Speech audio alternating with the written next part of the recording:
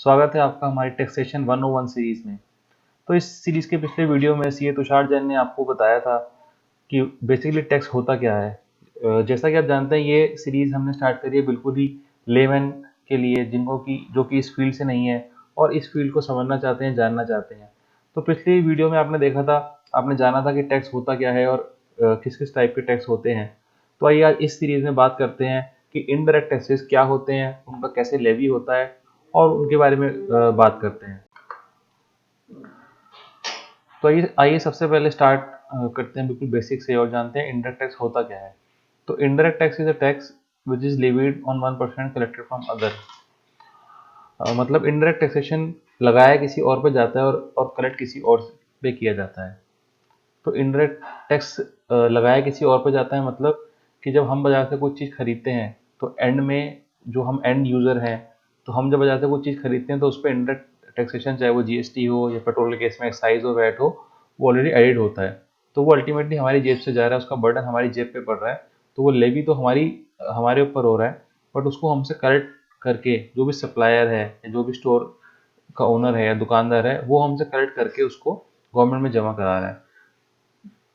तो इसका मतलब वो लेवी, हम बोलते हैं लेवी हम पे हो रहा है, बट कलेक्ट करके उसको जमा कराने की रिस्पॉन्सिबिलिटी दुकानदार की है। अब ये बात सोचने की ऐसा होता क्यों है।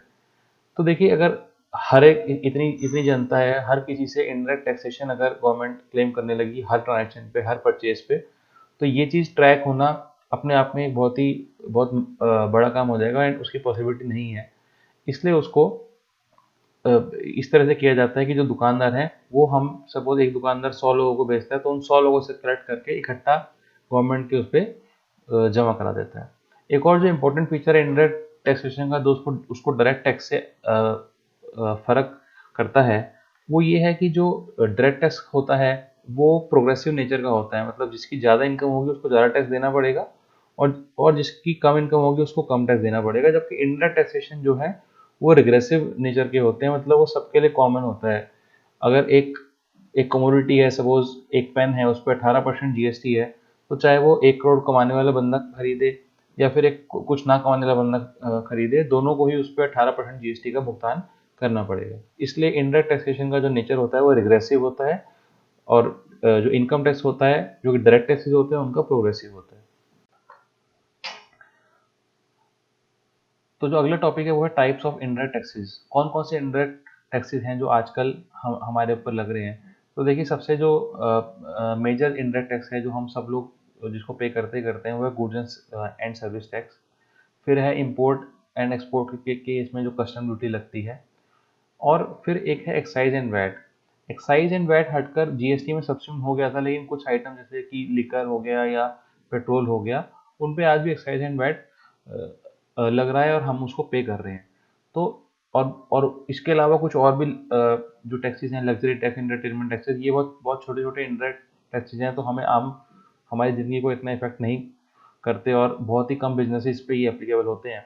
तो इस श्रृंखला में हम जो मेजरली बात करेंगे वो गुड्स एंड सर्विस टैक्स की बात करेंगे, क्योंकि ये बहुत ही बड़ा एक वास्ट टॉपिक है और इसी से बहुत सारे लोग इफेक्टेड हैं। तो मास के लिए जो टॉपिक सूट करता है वो गुड्स एंड सर्विस टैक्स है। और एंड मोर ओवर जो गुड्स एंड सर्विसेज के प्रोविजन है आईटीसी को लेकर, रिटर्न्स को लेकर, वो हमारे एक्साइज एंड वैट से भी मेल खाते हैं। तो अगर हम गुड्स एंड सर्विसेज कवर कर लेंगे, समझ लेंगे, तो हमें 50% जानकारी एक्साइज एंड वैट के मैकेनिज्म की भी आराम से हो जाएगी। तो आइए सबसे पहले इस जो आज का एपिसोड हम इंडायरेक्ट टैक्सेशन का कर रहे हैं, इसमें हम जीएसटी की शुरुआत करते हैं। तो जीएसटी में हम क्या क्या बात करेंगे, हम जानेंगे कि जीएसटी के कौन से एक्ट्स होते हैं जिससे कि जीएसटी चल रहा है, जीएसटी की लेवी कब होती है, उसके क्या अकाउंटिंग हेड्स हैं, कैसे रजिस्ट्रेशन होता है, आईटीसी कैसे लिया जाता है, क्या उसमें समस्या है। आईटीसी अपने आप में एक बहुत बड़ा टॉपिक है, उसको हम बहुत स्लोली स्लोली प्रैक्टिकल इश्यूज को ध्यान रखते हुए, उसके साथ में प्रैक्टिकल एग्जांपल देते हुए करेंगे। रिटर्न्स, क्या क्या रिटर्न्स हैं जो सबमिट होनी चाहिए, क्या अकाउंटिंग होती है, प्रैक्टिकल इश्यूज क्या क्या आते हैं। और आजकल का जो सबसे इंपॉर्टेंट टॉपिक है जिससे सब लोग परेशान हैं, कि जो आपके जीएसटी डिपार्टमेंट से नोटिस आपको आते हैं, कुछ आपके जेन्युइन नोटिस होते हैं, कुछ आपको परेशान करने के लिए नोटिस होते हैं। तो हर तरह के नोटिस से किस तरह से आप लोग निपटें और किन नोटिस से हमें घबराने की जरूरत है, किससे नहीं है, ये सब लोग हम इस जीएसटी की श्रृंखला में जब हम आगे बात करेंगे एक एक करके, बहुत ही आराम आराम से हम आपके लिए ये टॉपिक्स एक्सप्लेन करेंगे। तो जीएसटी स्टार्ट करने के बाद आइए सबसे पहले बात करते हैं कि जीएसटी जो है वो किस एक्ट के ज़रिए लगाया जाता है और क्या क्या चीज़ हमें रेफ़र करने की या पढ़ने की ज़रूरत पड़ती है अगर हम जीएसटी को डिटेल में समझना चाहें। तो ये स्टूडेंट्स को भी हेल्प करेगा जो जीएसटी की लाइन में जाना चाहते हैं या जो अभी पढ़ रहे हैं। तो बेसिकली 3-4 एक्ट हैं जो कि जीएसटी को गवर्न करते हैं। सीजीएसटी एक्ट है, एक आईजीएसटी एक्ट है, उसके बाद एसजीएसटी एक्ट है जो कि हर स्टेट का जैसे एक अलग एक्ट है। दिल्ली का अलग दिल्ली जीएसटी एक्ट है, हरियाणा जीएसटी एक्ट है, इस तरह से जितने भी स्टेट्स हैं उनका अलग एक एक्ट है। तो अब आपके मन में एक एक जो लाजमी सा क्वेश्चन है वो किसी के मन में भी आएगा कि इसका मतलब टोटल जितने स्टेट्स हैं 29 states plus CGST plus IGST plus UTGST ये सारा कुछ तो ये तो करीब करीब 35 एक्ट हो गए। बट ऐसा नहीं है। जो इसमें जो मेजर लॉज हैं और जो मेजर प्रोविजन है वो सीजीएसटी एक्ट में ही है। बाकी सारे जो एक्ट हैं सी एसजीएसटी वगैरह वगैरह वो सब उसका रेप्लिका है। जो बात सेंटर ने कही है वही बात स्टेट एक्ट में भी कही गई है, क्योंकि जो भी एक्ट बने थे उसको उनको एक वाइट पेपर दिया गया था। वाइट पेपर मतलब एक एक मॉडल जीएसटी लॉ दिया गया था, एक फ्रेमवर्क दिया गया था जिसके दायरे में रह के उन सबको ये रूल्स वगैरह बनाने थे। तभी जीएसटी इम्प्लीमेंटेशन में 2017 में इतना टाइम लगा, क्योंकि ये इंश्योर करना गवर्नमेंट के लिए बहुत ज़रूरी था कि एक जैसा मैकेनिज्म, एक जैसा प्रोसीजर, एक जैसा टैक्स रहे, तभी इसको वन नेशन वन टैक्स हम कह सकते हैं। अदरवाइज अलग अलग लॉज, अलग अलग टैक्स तो वैट के टाइम पे पहले भी थे, और अगर उसी तरह से अलग अलग एक्ट एसजीएसटी जीएसटी के टाइम पे भी आ जाते तो वो प्रॉब्लम बनी रहती है और फिर जीएसटी के इंट्रोडक्शन की कोई बेनिफिट नहीं रहता। तो जो वाइट पेपर दिया गया, जो मॉडल एक बैकग्राउंड दिया गया जिसके दायरे में रह के एक्ट बनाने थे, उससे फ़ायदा हुआ कि हमारे पास भले ही एक्ट बहुत सारे हैं लेकिन सबके प्रोविजन मोर और लेस आपको सेम ही मिलेंगे। इन एक्ट्स के अलावा कुछ रूल्स हैं जो दिए गए हैं, जैसे वैल्यूएशन के लिए कुछ रूल्स हैं, कुछ रेट्स के लिए रूल्स हैं। तो सीजीएसटी रूल्स, आईजीएसटी रूल्स हैं जिसमें कि जो बातें एक्ट में नहीं लिखी गई, ये एक्ट में उनको रेफर करा गया है, वो हम रूल के ज़रिए से उसकी कैलकुलेशन कर सकते हैं। तो जो सबसे पहला जो जो क्वेश्चन है जो कोई भी एक्ट पढ़ते हुए किसी के भी दिमाग में आता है वो है कि लेवी इस टैक्स की कहाँ है, ये टैक्स किस पे लगेगा, कब लगेगा। सबसे पहला जो भी क्वेश्चन है यही आता है, और उसका आंसर उस हर एक्ट के चार्जिंग सेक्शन में लिखा आता है। तो जो सीजीएसटी एक्ट है उसका चार्जिंग जो सेक्शन है 9 है, वो बोलता है GGST is levied on supply of goods and services across India including state of Jammu and Kashmir. देखिए जीएसटी से पहले जो भी एक्ट थे इंडिया में स्पेसिफिकली टैक्सेशन रिलेटेड, ऑल्दो और भी एक्ट थे बट मैं टैक्सेशन एक्ट्स की ही बात कर रहा हूँ फिलहाल। जितने भी टैक्सेशन एक्ट्स थे उनमें हमेशा ये वर्ड होता था excluding the state of Jammu and Kashmir, क्योंकि धारा 370 थी और वहाँ की पार्लियामेंट वहाँ के एक्ट, वहाँ के टैक्सेशन लॉज अलग से पास करती थी। लेकिन जीएसटी ये पहला एक्ट आया था जिसने जम्मू एंड कश्मीर को भी अपने परव्यू में इंक्लूड किया था। तो जो सबसे पहली बात इंपॉर्टेंट है कि जो जीएसटी है वो सब किसी भी सप्लाई पे, चाहे वो गुड्स का हो चाहे सर्विस का हो, पूरे इंडिया में अगर गुड्स एंड सर्विसेज की कोई भी सप्लाई होती है तो उस पर जीएसटी लगेगा। दूसरा जो चार्जिंग सेक्शन ने एक बात बोली है, वो बोली GST is not applicable on petroleum like diesel, petrol, ETF etcetera. Also it is not applicable on alcohol for human consumption. तो इसने पेट्रोल, डीजल और अल्कोहल फॉर ह्यूमन कंजम्पशन को अपने परव्यू से बाहर रखा है। अब देखिए इसमें बहुत ही इंटरेस्टिंग फ़र्क है। इसमें फ़र्क ये है कि जो चार्जिंग सेक्शन का सबसेक्शन 1 है उसमें ये क्लियरली लिखा गया है कि GST is levied on supply of goods and services across India accept except on alcohol for human consumption. मतलब चार्जिंग सेक्शन से ही अल्कोहल को बाहर कर दिया। इसका मतलब जब अगर हमको अल्कोहल पे जीएसटी लाना है तो हमको चार्जिंग सेक्शन को अमेंड करना पड़ेगा, जो कि मतलब पूरा बिल पास होगा पार्लियामेंट से। तो वो एक लंबा प्रोसीजर है, क्योंकि उसके लिए स्टेट्स नहीं मान रहे थे, क्योंकि ये मेजर सोर्स ऑफ रेवेन्यू है किसी भी स्टेट का। तो जब ये आया तो सारे स्टेट्स वगैरह का इसमें बहुत इन दो प्रोडक्ट्स के लिए काफ़ी मतभेद था। तो इन्होंने अल्कोहल को तो इसके चार्जिंग सेक्शन से बाहर ही कर दिया है। सेक्शन में ही एक्सप्लिसिट उन्होंने लिखा है कि अल्कोहल फॉर ह्यूमन कंजम्पशन पे जीएसटी है ही नहीं। जो इसका सबसेक्शन 2 है उसमें पेट्रोल के लिए उन्होंने बोला है कि it is not applicable on petroleum products till the date it is notified.